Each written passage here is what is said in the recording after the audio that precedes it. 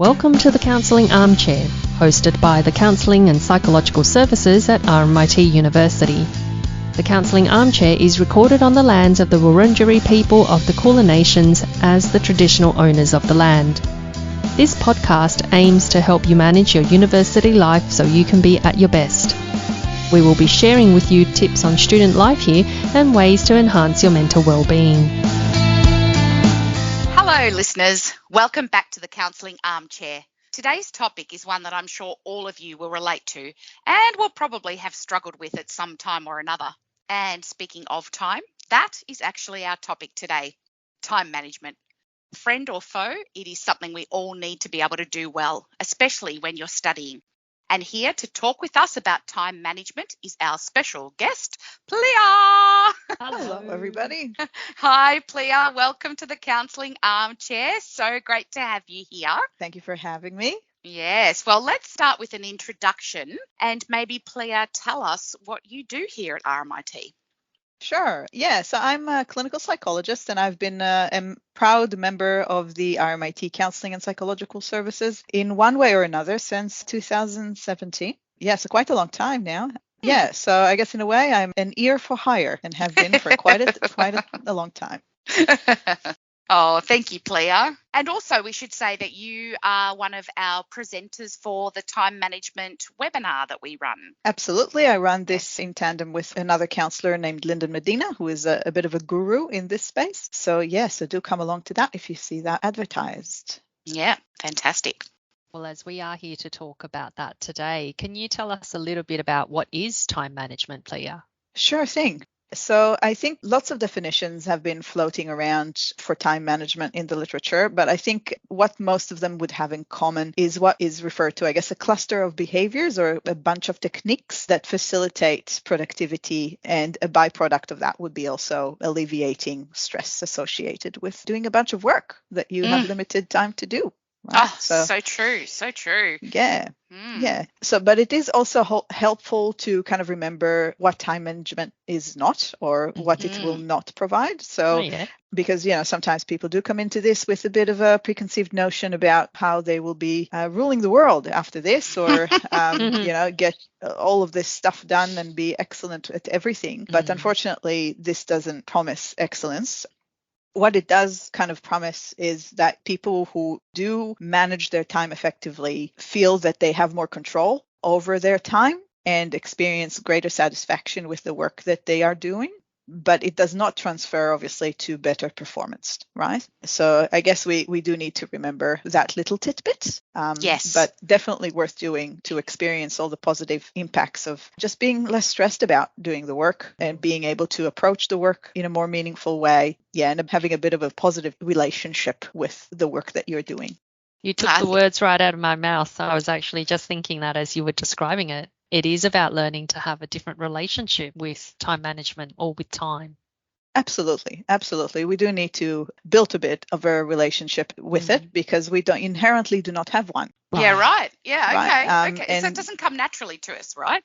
Absolutely not. I mean, if you think about just the concept of time, it's a new thing, isn't it? Like we used to read time according to the moon and the stars and the sun. Yeah, right. Yeah. Stick a stick in the ground and roughly you know what time it is. But telling time the way we do now is a new invention, and it's not something that we do inherently, or we don't have an internal clock the way we kind of think. Even if we try to, if I asked you to, let's count 10 seconds, we probably won't be able to do that as accurately as the clock, right?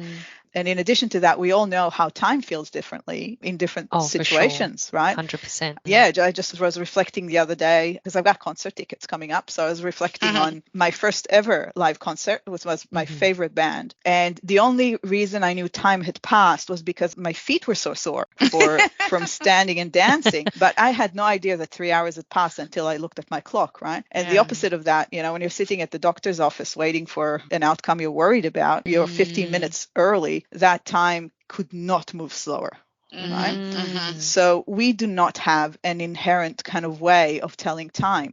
And if you add to this just the fact that we are totally distractible, our brain is a very fluid thing. Everything catches our attention. So it's really hard to keep ourselves focused and be aware of how much time things take us. Right. So we do need to keep that in mind. Yeah. There's no way for us to start doing this and be aware of time better, but we will kind of have to hack it in a way. So we do need to change our approach to how we see time, how we value it, how we approach it.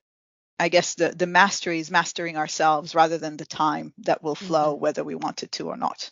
Makes sense. Yeah, I think that makes total sense, Plia. And it's good to actually just put out there that it isn't about perfection and managing time perfectly, and that there isn't like one perfect strategy that if you could just do it, it'll solve everything. I think it's important just to be realistic, isn't it? I think we just lost half of our listeners there. Oh, no, they all tuned in for the miracle cure. Sorry, listeners. No. But the other thing you said that really resonated for me was how much stress comes from not getting things done, right? We probably keep an internal list of tasks that we need to do. I certainly know I do. And the less that you attend to those tasks, the more the stress grows, because not only do more things get added to it, but the capacity to tackle something, the more we leave it, feels harder, right? Absolutely. And so that really caught my ear when you mentioned that about the connection with time management and stress, that in a way, maybe being better at time management is also being better at stress management, right? Absolutely. I mean, if you think about it, we do have a very funny relationship with stress as humans. In one way, we dislike it and it causes us lots of pain and suffering. But on the other hand, it does miracle things to our brain and organizes us in ways that we can then tackle things and get them done, right? But it doesn't mean the experience is any fun. And we can very easily overshoot and be too stressed and then feel overwhelmed and unable to approach the work. We have to be really mindful of that. So, leaving things to the last minute might work for a lot of people, but it's definitely not a magic bullet. And it can definitely come and bite you in the behind if you're not careful to manage it. Well, what would you say, Plia, are the common struggles that people have with time management?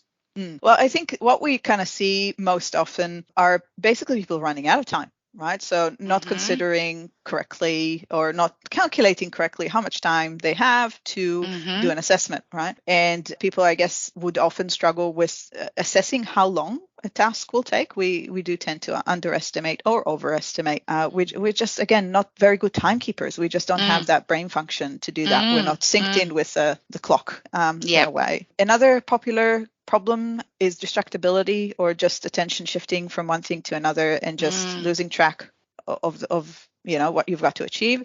And then we've also got the very common, I left it too late, then got overwhelmed and just couldn't get myself sorted in time.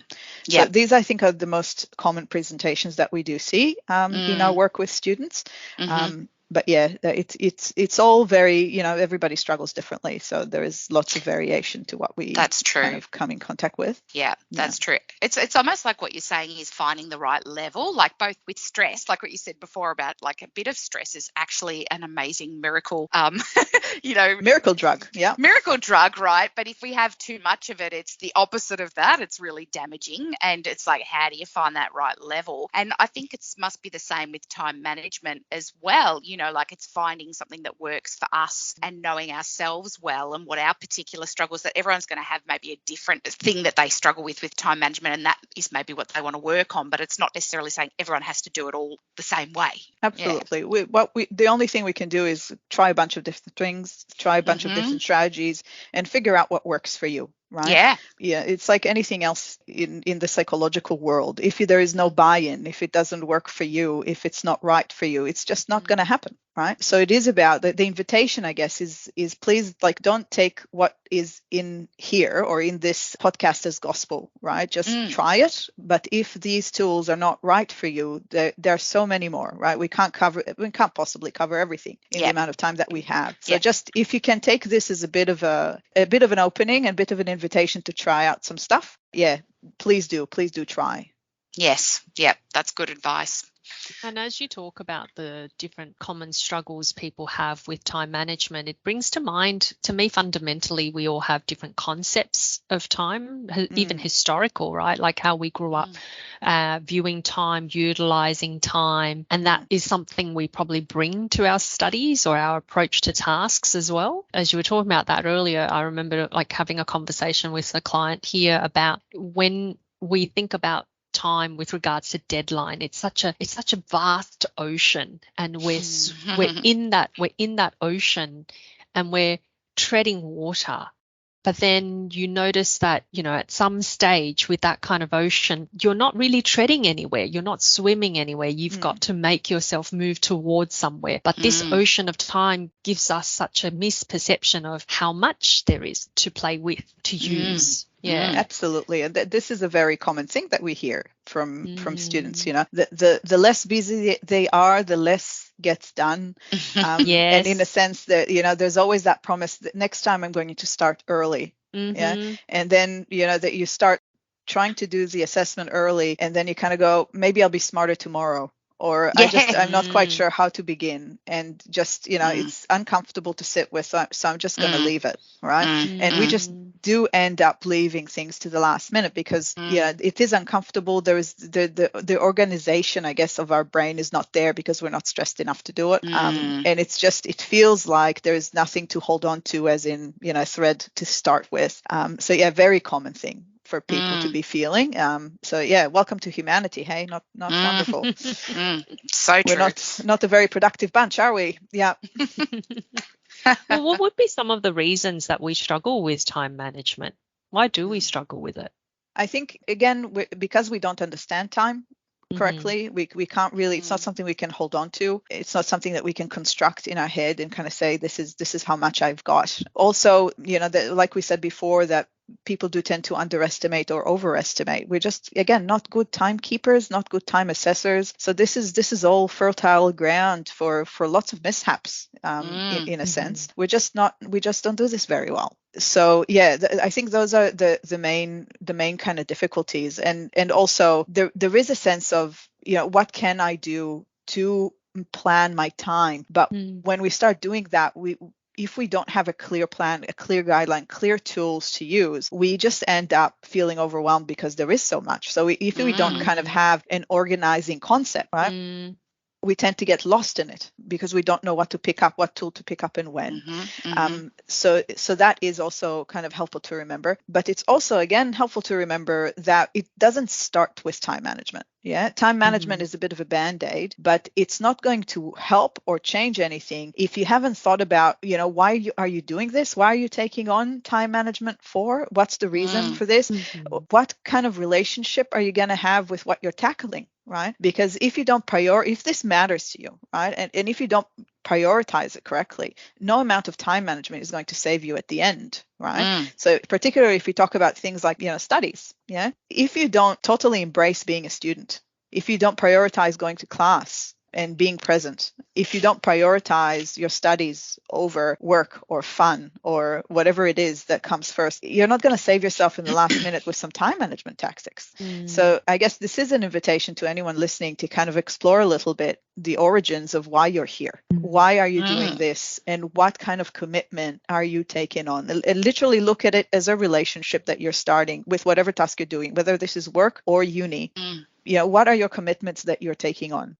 What does it mean for you to put your best foot forward? What does that actually look like in the world, right? And from that point, when you know how you're going to prioritize this piece of work, now you can time manage. Now you can take actions to build a plan on how this will actually look like on the ground. So it's very interconnected to some of the other things that are happening in life, like planning or organizing, or even, I guess, what's important about this task, or why am I taking on this task? So I'm hearing that it's very connected to all the other elements to what we're doing. Absolutely. It can't be separate. It can't be just a thing that you pick up or put down. It's something that needs to be done consistently, and it is a big commitment in itself, right?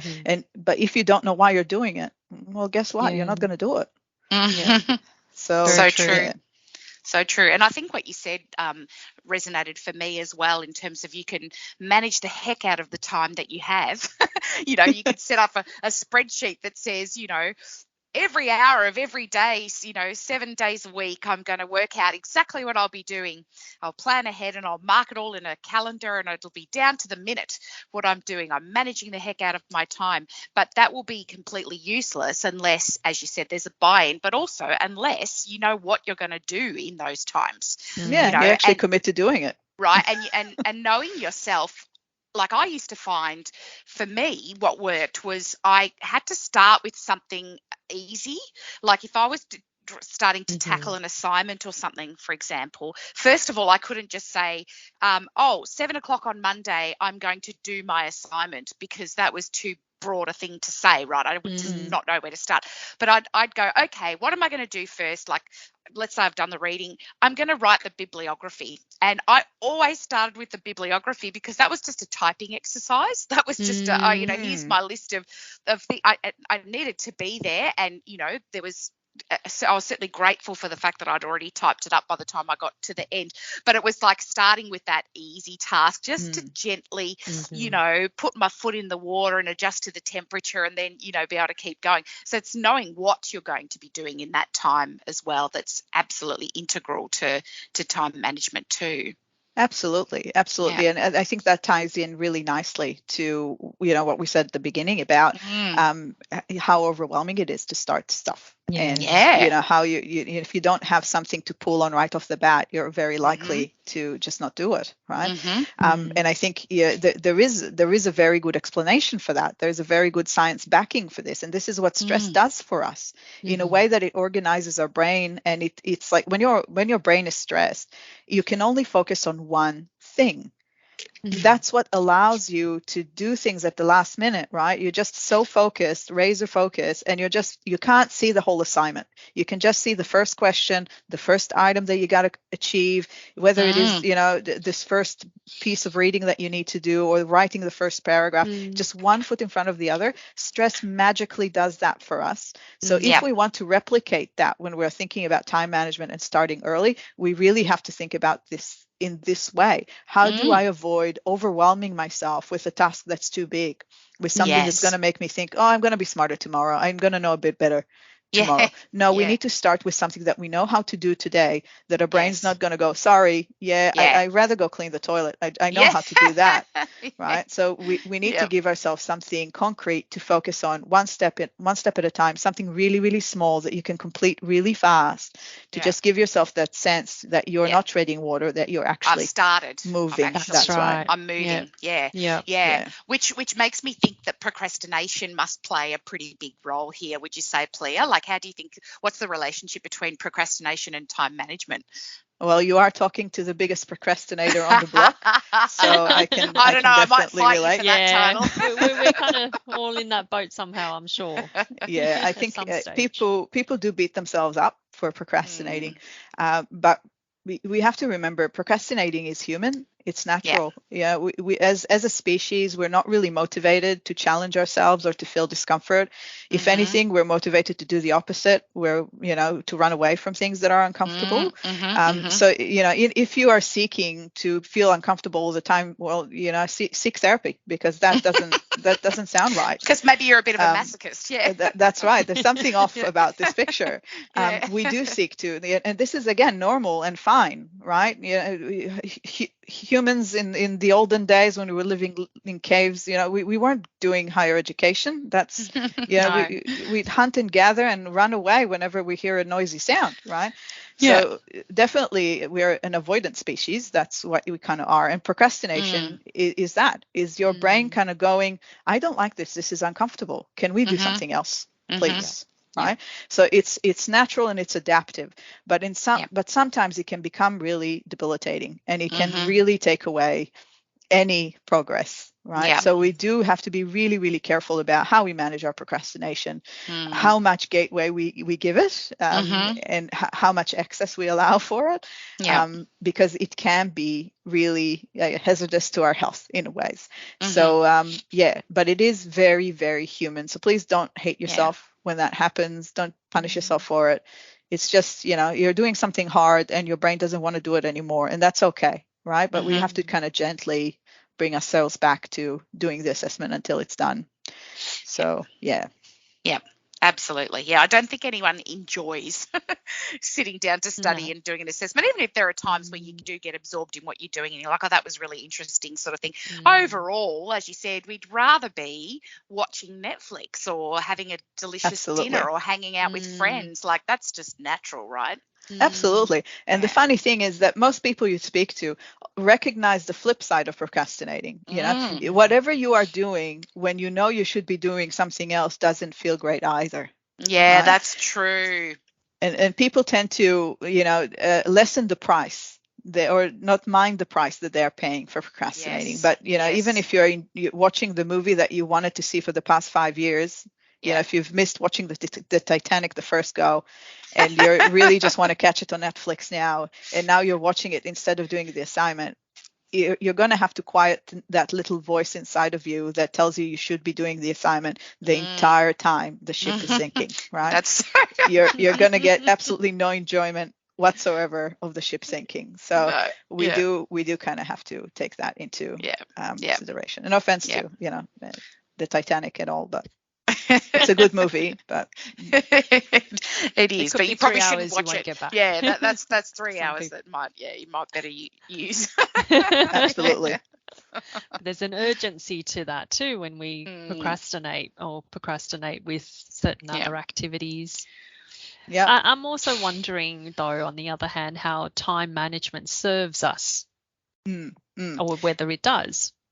Yeah, it definitely does. There's lots of research to support the good things about the good things that time management gives to us. And like I talked about at the beginning, it provides you a sense of control. At the end of the day, using the time that you have wisely or in a way that you feel works for you gives you a sense that you are a master of your universe and you have control over your time and your world, right? It also allows you to make choices about what you work on and what you don't work on, right? And these are not choices that are going to come about because I just don't have time to complete this, so I'm just going to focus on this bit of the assessment that gives me the most markings, and then being worried whether I passed or not. Making conscious choices makes us feel good, right? Yeah. There's also studies that show that it decreases somatic tensions, so it actually decreases our stress, and also it reduces by just managing your time better. It has been shown to reduce avoidant behavior, so aka procrastination, and worry as well, right? And probably guilt too, right? Not feeling guilty for not doing stuff. That nagging voice that you mentioned, Plia, when you're watching the ship sinking in Titanic, if you're managing your time, isn't going to bother you, right? Absolutely. Yeah, there's a sense of just being at peace with I've done what I can, or I've done what I should be doing. Yeah. I guess it's the equivalent of someone told me the other day, I mentioned to them that I did exercised in the morning, and then they said, oh, you can now feel good about anything you eat in the rest of the day, right? So it's kind of having that license. Yes. That you can use your time meaningfully and you can choose what you do with it. So yeah. So what would you say, Plia, are some things to consider before going on a time management journey? Yeah, so this is what we kind of touched on a little bit before. So really connecting with why you're doing it. And just, I guess, thinking about this in this way of why are you choosing to go on this journey? What kind of a commitment are you going to take on when you're doing this? So looking at really kind of like how you approach, we are looking at studies because we are at the context of a university. It's like, how are you going to approach your studies just generally as a construct, as the way you just see yourself doing it? What is going to give you the best foot forward? And this is some of the stuff I've mentioned. So it might look to you like getting to class on time. That might be a commitment that you're taking on. Or attending all classes, not skipping any, might be part of the commitment that you are intending to take on, right? And it might look like prioritizing studies over time with your friends or even your partner. It might be committing to just doing good work and just applying yourself when you're doing assessments. It might be embracing being a student. It's like maybe it is about, maybe I'm not going to work as many hours. Yeah. Because I want to give as much of myself as I can to my studies. Maybe it's about getting involved in university life and being a part of what it actually means to be a student, particularly at our university at RMIT. It might be taking on a commitment to be more organized than you've been previously. It might be just being aware of your deadlines. And it might even look like, getting things done early or getting started early, right? So whatever that means to you, but kind of taking really a step back and kind of thinking, how am I going to approach this? Even before any tactics, any strategies, how am I going to live this student life fully, to give myself the best chance to produce the work or to be involved in my studies as much as I want to be. So it's like reflecting, having an attitude, taking on a particular attitude before we even start this time management, and having an attitude or a stand of where you would like to be or what you would like to do with, let's say the semester or the year. Absolutely. Yeah, absolutely. That sort of mindset or what's your student mindset? Deciding what that is. Absolutely. Absolutely. Makes sense. And an attitude of then that commitment to embark on or enact on, and this is how it's going to look this semester. Absolutely. And if you do that right at the beginning and you apply these, this way of being to your studies, then time management is a lovely add-on. It's a lovely thing you can throw at it when you need it. Yeah. But if you don't have this right off the bat, if, you don't come into this, you kind of go, I'm just going to work full time and I'm going to attend wherever. And then push comes to shove. Like, it's too late for time management now. True. The ship has sailed on that one. So you have to kind of start at you can't skip any of this, any of these pebbles on your path. You have to step on all of them, and this is the first one. Right. And having said that, what do you see would be some common challenges and or pitfalls that students might experience during the academic year? I think the main thing is that people tend to, despite having the academic year be completely predictable, right? We know this right off the bat. We know exactly where our assessments are going to be. They publish our calendar of, timelines and deadlines and things quite early. Absolutely. Even the academic timetable or the important dates. Even though we know this up front, somehow we manage to completely disregard this. And we also forget that things tend to build up, that assessments seem to all happen at once. And we think, we can build up to this, right? So there's a sense of kind of like, I can do this later. It's not the time now. Yeah. And when you're already kind of trying to do it because there's a necessity, guess what? That's too late. Trying to do that at that point, it's just going to overwhelm you and you have to go really, really small steps. But if you want to do this effectively, time management starts with first class. Yeah. Being aware of the timelines so they do not sneak up on you. Like there's just if you're doing this seriously, there's no excuse for why a due date is going to sneak up on you. And we see this all the time, that due dates sneak up on people. I didn't realize it was this late. I didn't realize this was due so soon. So I think, and people do tend to really enjoy the start of the academic journey. There's so much to figure out. And they tend to prioritize, this is so great. There's access to so much fun things. Let us do all of it. And just, once they kind of realize, wait a minute, it tends to be a bit late. Yeah. Another thing that people tend to kind of underestimate or misestimate, might be a better word for it, is how much time you actually have for your studies. Right? We all come into this having a life and having commitments and having stuff to do. And we don't really realize how much of our time is already taken up by other things. And then it's kind of a surprise when we're left with not much. Yeah. So a strategy that is, I would definitely recommend. I like visual strategies. I like seeing things in multiple colors. Mapping out your time, having a weekly schedule where everything that you have to get done is blocked out, right? So we're talking about times where I'm in class. Well, that time is unusable for anything else, right? If you're working, that time is unusable for anything else. If blocking out study time, blocking out time to eat, blocking out time to self-care. We don't want to forget about that, right? If you want to manage stress, that's core part of it. Time to exercise, time to spend with friends and family. We can't forget about all of that. And I promise you, once you've put all of that down, times where you have to be at uni, that's blocked. That travel time, I almost forgot that one. By the time you've blocked all of this out, well, let me tell you, you're not going to be left with much, right? So now you have to make choices about how you use that time and how early you start using it. Yeah. Yep. Like Jenga-ing your time. It will definitely be looking like a bit of a Tetris challenge. Yes. Lots of colours on the spreadsheet. Absolutely right. Absolutely right. And again, people are so surprised once they do that. Oh my goodness, I didn't realize I just have 4 hours a week, to prep or to study. Yeah. Absolutely. Yeah. Would you say that underestimating time is a common pitfall? Like, I know that's something I used to do a lot. Like, I'd go, oh yeah, I've got this task to do. I reckon that'll take me half an hour.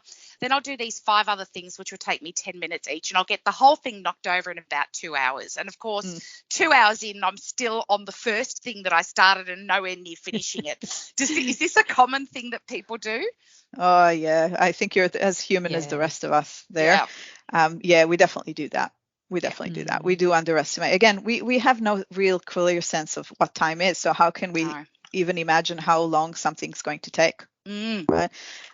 So that's already, I guess, a design flaw for us. But, add on unpredictable stuff. Life is unpredictable. You can't plan for your cat getting diarrhea.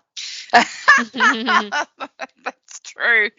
You certainly wouldn't want to plan for that. It's like absolutely not. Not. It would not be something you want to add to your act. Yeah, no. That's right. So life catches you unprepared all the time. Yeah. So it's just not. It's really not working in our favor, is it? No. Kind of think about it in all the played out way. It's just not. No, it's just not good. It's just not good. How would you suggest that we address this kind of, inherent difficulty we have in making accurate assessments on how long something's going to take? Like, is there a bit of a tip or a strategy that you would recommend for that particular little nugget of a problem? Well, the way I work with this is I would always suggest doing kind of a to-do list, but a rolling to-do list. Right. So in terms of thinking about what you want to get done and thinking, again, also taking into consideration not wanting to overwhelm your brain and thinking really small, thinking with things that you know how to do, listing them, crossing them out so it feels good. Right. But you kind of want to think about, the usual pitfall of planning is that what people tend to do is they start kind of blowing out fires. It feels like you're kind of, throwing water on a fire at every turn. So thinking about how you prioritize things well, and I can't remember the name of the bloke. I can have a look at it later, but that he suggested that the way we should plan is we should prioritize and act on things that have a time pressure on them and are important. Right? Those things come first, and followed closely by things that are important but don't have a time limit on them. So those are the things that you definitely want to schedule to do, right? And the rest of this is I would use the words nice to have. Right? They're not a core, they're nice to have. And that's how you kind of do your to-do list. You put up front and center the stuff that are urgent and are important, and you work towards crossing these things out. Once you've finished, it doesn't mean if your day's not done yet, you can keep being productive and can keep adding to that list, but try not to make that list too big. Research has also shown us that people don't complete their to-do lists. It's like, again, everyone struggles with that. We do tend to overestimate how much we can get done. But hence the rolling to-do list. Yes, hence the rolling. We want to roll with it. We want to be a bit more flexible with it and try not to get too attached to the items on the list. Yeah. And as you say that, I also want to expand on even just generally speaking how we all manage time. For example, a commute. I'm thinking about a friend who, treats time in a way that they see it so positively. They feel they have all the time in the world to get to somewhere, but they're often half an hour or an hour late. And that's their concept of, I can do so much during this time that they end up being late to events. And we're already halfway into, whether it's a birthday party. Usually it's a birthday party of some sort of gathering. So I think also if you know yourself and allocate just a little bit of extra time, particularly when you're trying to commute into class or on campus or any sort of a commitment and or appointment, to make sure that you allocate that a little bit, but starts with knowing ourselves a little bit. I tend to fluff around sometimes in the morning, and so that feels like, I can do this. It'll take 2 seconds, but it's really knowing, like you said, that there's some core stuff, like I need to be there by that deadline, and I need to actually be out the door. Absolutely. Absolutely. I mean, we all struggle differently. Our struggle profile is so varied, and knowing yourself is key, right? Knowing yourself is real key, but you must be willing to address that and put that together. Like, I'm sure your friend has known this for a long time, but yet this keeps showing up as a sore spot. So willingness to do that and to try strategies around, having an easier time around that is important. Yeah. And in saying that, so how can we utilize time better? Well, I guess here's we're kind of coming into kind of core business, right, of time management. How do we take advantage of the time that we have, right? So I think, starting early in the year, the one thing that we want to avoid is surprises, right? And I think, again, uni life is, the year is quite predictable. Yes. And again, because we struggle so much with being able to grasp time, like to really feel it in our bones that it's passing, I think every strategy that is about making it visual, making it palpable, making it bright and colorful will come in really, really handy, right? So in a sense, having, a monthly or a yearly kind of visual calendar that sets you up to know when things are coming up can be really, really helpful. Again, bright colors, everything really popping out. For it to be kind of really, really good. I actually had a client who utilized this with they struggle particularly around the neurotypical and neuroatypical kind of stuff, neuroatypical, and understanding of time is something that neurodiverse people really struggle with. And what they, thinking out of the box, like what an amazing brain they've got, right? I would have never come up with this strategy, but they bought a $2 shop wall clock, emptied it out, and then colored in the hours. So they can see when they look up at the clock, how much of the color space they've got to kind of until the hour is done. So that was really brilliant and helped them with managing that a little bit. So I'm an avid believer. If you can make it visual, if you can make it upfront. Also the idea of kind of thinking about your day in a sustainable way. Again, we are all very different, but we all also have lots of other commitments and lots of other things to do. But we also have inherently, all of us have a pattern of being active in the day, and it changes for each of us, right? So I can give you my example, like I know myself best, right? So but it might be the same for you, or it might not, and that's okay. But thinking about how you harness that, right? Because I know I do well early in the morning. But in the afternoon, forget about it. Like the lights on, no one is home. Like just forget about it.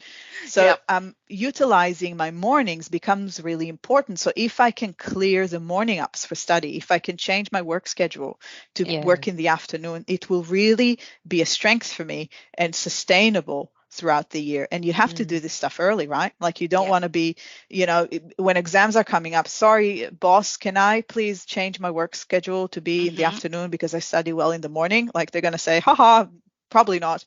and you're just right back where you started. So knowing yourself and applying that to your time scheduling and thinking about how you're going to go through this year in a sustainable way is going to really work for you. So plan out your week, put it all in very beautiful, gorgeous colors. Figure out what times you've got, what you can juggle to fit your schedule, to fit your own body clock in a way. Like I said, we didn't have a body clock, but now I'm saying we have. But to fit your rhythm, let's call it that. Your internal rhythm. That's going to work in your favor throughout the year, right? In addition, we've got you can even go deeper into your planning, right? But it's a nice to have in a sense, like you don't have to go into this depth. But again, because university life allows you so much information that you don't have in other places in your life or in other areas of your life. Often you would get, your assessment early and you'll have a marking criteria, right? And you'll know exactly what needs to go into that assignment. Yeah. So in a sense, when you know how much an assessment is worth, you can plan which assessments you're going to spend more time on, which assessment you're going to spend less time on. And even within an assessment, you can choose how much time you spend on each section. Right. Yes. And again, this is not going to happen anywhere else in your life. No boss is going to allow for that amount of detail. But yet this is available in uni life. So it is an opportunity to take advantage of that and do some planning around that. Yeah. Great tip. Oh, these are great tips, Plia. Thank you.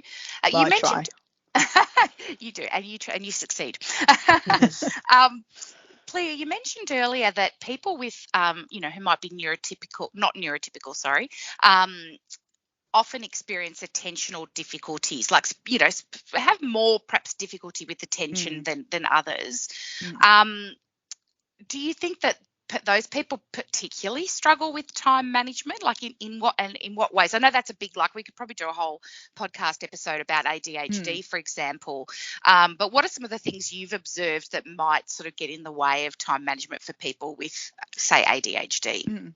Yeah, of course. It is a problem that does keep popping up. And there is, I've heard this many a time. The sensation of time, the understanding of time differs from the way neurotypical people view time. And it's not to say neurotypical struggle too, right? We are not great at this at all. But if you add on this layer of difficulty, it becomes incrementally harder, right? And someone described ADHD to me once like having an orchestra with no conductor. Right? Yeah, wow. So that part of your mind that is in charge of the organization of things, of knowing what part comes when, and putting it all together in a symphony. Yes. That's that's just not working particularly well. So if you think about doing all of this and prioritizing and just keeping your attention on your task when you're doing it as a bare minimum, right? That seems to be quite difficult for people who are neurodiverse. So time management strategies come in. If you want to make it through this is where it's at. Like time management strategies are going to come through as a real strength. So practice, please. Yeah. It sounds like it's a particularly important focus for people who might have difficulties with attention. Something they should particularly be conscious of, like, things like being aware that you might have some time blindness, for example, which, you've sort of said, Plia, we all have that to some extent, and you described that first concert you went to where, the only way of knowing time had passed was your sore feet, and that's really, I guess, time blindness in a nutshell, isn't it? Where, you just have no sense of how long things take or that time is passing kind of thing. Knowing that about yourself means, you make a particular decision to focus specifically on this and know that that's important for you. Absolutely. And we see this with clients that we work with. People, neuroatypical or neurodiverse people, often we're amazed with hearing how they've coped up to this point. Yes. And they come up with these ways of doing things that are unique to them but work for them. Yeah. And I think that's a real strength. They of course, necessity is the mother of invention. They had to do that to be able to get through, and have their ways of doing it, and those ways work for them.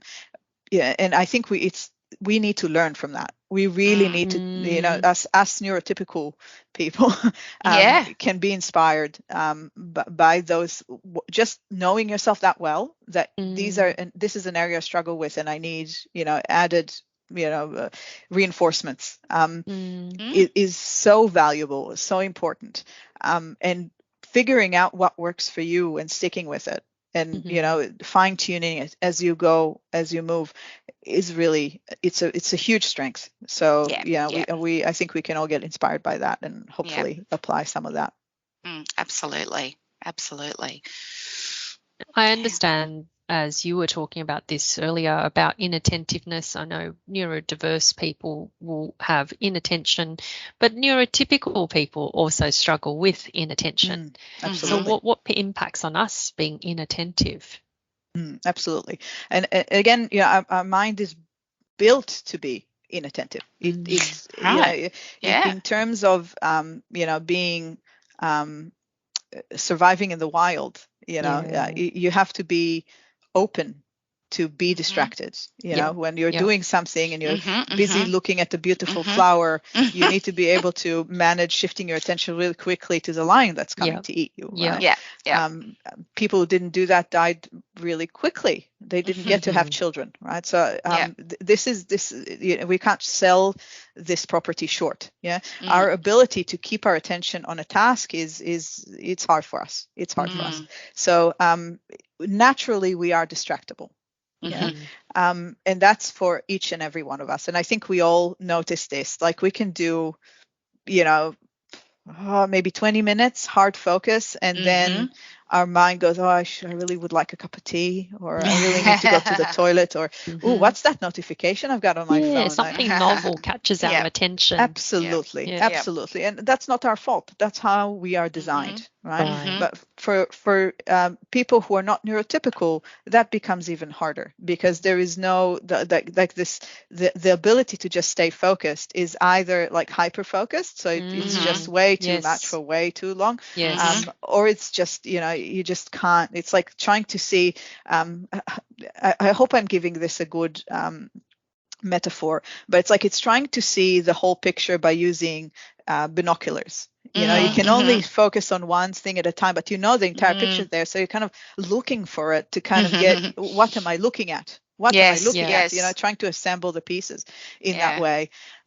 So it's a double whammy in a way. So definitely. But we do all struggle with that, and that's why I think the thinking about how you manage that is short bursts of activity. Little things to do that you can complete in a short amount of time. Tick that off. So chunking things down, really small, manageable piece of one step at a time kind of thing. And as you said, maybe aiming to only work for 20-minute blocks or half-hour blocks, or something, like actually work with what our brain's capacity to concentrate is, rather than thinking I can need to sit here for 3 hours and I can't move for 3 hours, when, as you said, it's inevitable for all of us that we will become distracted. We will stop focusing as well. I'm sure everyone's had this scenario where they're like, read a paragraph and their eyes are scanning the words, but the meaning is just not going in. And they're like, read it 3 times, and it's like, it's just not going in my brain. It's like, that's probably because your brain's tired. Yeah, that's me every day after 5 o'clock. And so, you actually need a break, right? So having that sort of, routine, and taking into account this likelihood of being distracted and losing focus, just because that's how our brains are. Absolutely. Is important, isn't it? Absolutely. Breaks are important. Giving ourselves rest is important. And that also kind of like brings us to, how sustainably we are working. Again, following our time clock, following our natural way of being is important. Getting clues for what works for us is important. But we also should not ever forget that we are a well-oiled machine. We're an animal. Yeah. And we need certain things to function well. Right. And for us, those things would be getting a good quality sleep, 8 to 9 hours of sleep. Please don't ever muck around with your sleep. Right. Yep. The second thing is diet. Yeah, far from being a nutritionist, but I think the general guidelines are 3 meals a day that are balanced and give you all of your nutrition, fulfill all your nutritional needs. Like if you haven't slept and you haven't eaten, it's just there's no way to access the good parts of your brain. There's no petrol in the tank. Yeah, that's right. Yeah. You're losing functionality as you breathe. Yeah. Right. So eating, sleeping, but we also should not discount the positive impacts, the energizing impacts of exercise. Yes. And spending time with your loved ones, feeling connected and safe and secure. It is the fundamentals for being able to absorb information. We humans are not islands. We do not do well when we are on our own. And if you choose to, isolate from everyone because it's exam time and you're going to spend 2 months in your room cooked up, not speaking to anyone apart from your whatever Google thingy you've got going on there. What's the name of that? The new thingy? AI. The new AI, GTI, or Alexa, GPT whatever or something, her name. Yeah. Siri, yes. Google, Siri, Google Home. Google. If those are your only sources of human connection, you're gonna hit trouble faster than you think. Yeah. So please be mindful of those things. I'm going to repeat them again just because they are so fundamental, so important. Without this, you will not learn a thing. Sleep, diet, exercise, socializing. If you haven't smiled today, no, it's not going to work out. So please take those close to heart. Very, very important. On that line, so once those fundamentals, you've given attention to those fundamentals and made sure that you're, getting all of those things, what tools do you recommend most often to your clients, Plia, for effective time management? I think, again, a repetition of what we've talked about, knowing yourself, knowing knowing your cycle and working in accordance to that. Making sure that you leave time to the things that make life worth living. Yes. Okay. Yes. So, otherwise, it just again doesn't work out. For us. Yeah. And using what works for you, right? So try out all of the different tools and skills we've talked about today. Yeah. Try mapping up your time. Try mapping out your year. Try mapping out your assignments. Keep going with what works for you. Make your to-do list rolling. Make your to-do list accessible, small, non-confronting. Chunked down. Little bite-sized pieces, right? Make it manageable. Yeah. Plan for being surprised. Yeah. Yes. Leave time on the edges. For things to go wrong. And manage your procrastination. It's up to you, right? So thinking about your study environment is really important. If you can't study at home, if you can't, there's too many distractions. There's Netflix right there. There's the cat that you just want to cuddle. Hopefully hasn't just had diarrhea, Plia. You might hopefully not. That would be a bit awkward if that's the case. There's just, anything that might distract you at home, you're gravitating towards the disorganized spice rack. If that's the case, make informed choices about where you study. Make choices about how do you avoid those pitfalls right off the bat. And make sure that you do the things that are important and have a time crunch first. And do the important things after that. And just again, make sure that you connect to your friends and your family and smile. Smile. I like that.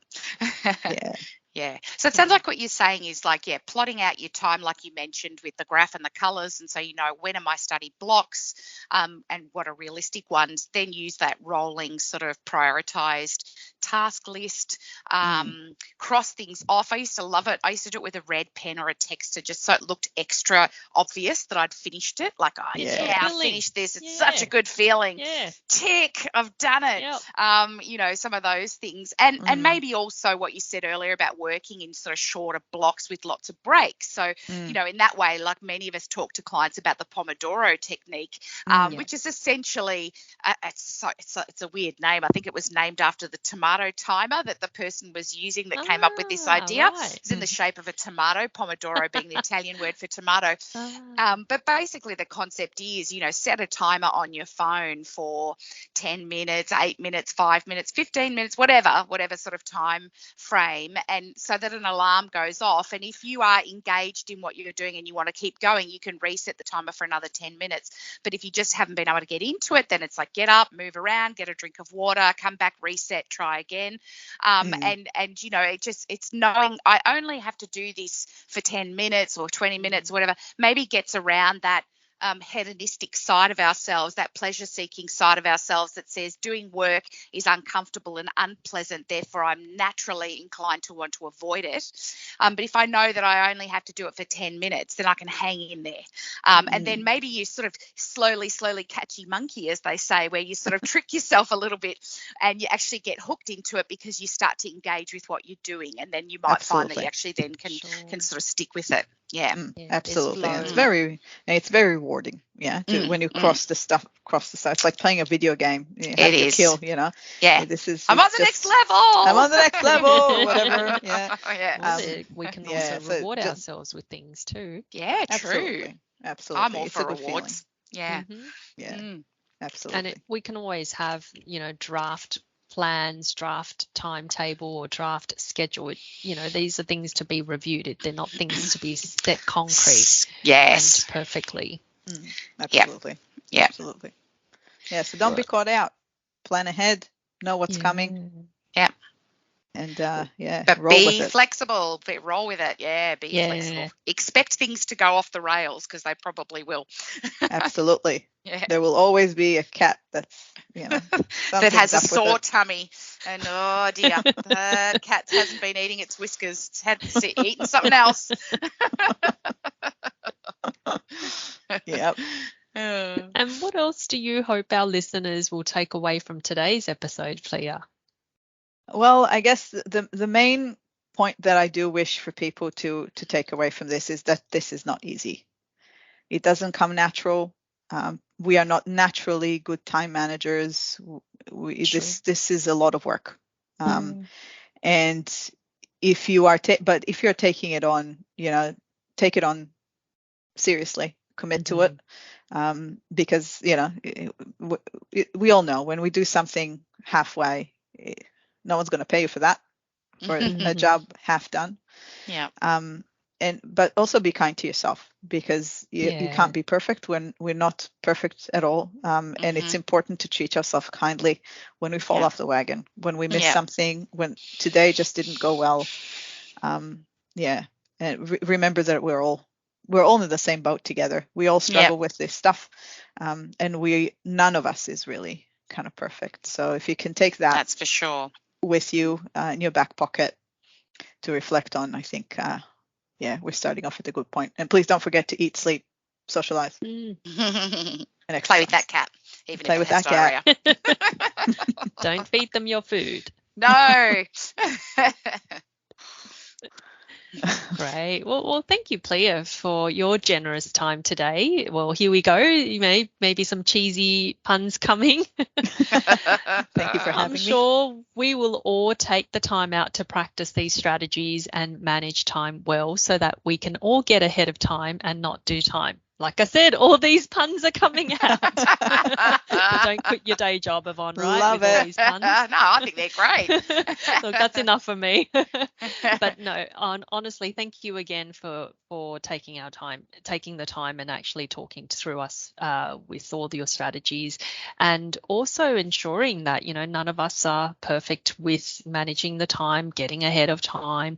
But it is about planning. It is about being kind to ourselves. It is also making sure that we have those foundational skills in self-care or looking after our own well-being and routine, so that we can actually manage things fairly well, perhaps, throughout the semester, throughout the year. Couldn't have said it better myself. Yep. But I think Yvonne is frozen now. I think Yvonne's frozen, everybody. Oh, gosh, we're sort of chatting on Teams, so we can all see each other. We know you can't. Oh, wait, she's coming back. You just froze for a moment there. Oh, there we're back. Oh, we captured a technical problem. I completely froze. Yeah, you did. We did. Well, that'll be interesting. Yeah. Well, anyway, thanks again, everyone. Take care. Bye, everybody. Thank you for having me. Bye, guys. Bye. Thanks. Thanks for joining us today on the Counselling Armchair. We hope you enjoyed today's episode and learned a useful thing or two. Have a great week, and just remember that life can be amazing. See you next time. Isn't life so amazing? Sometimes it can get crazy, but hey, that's okay. We've got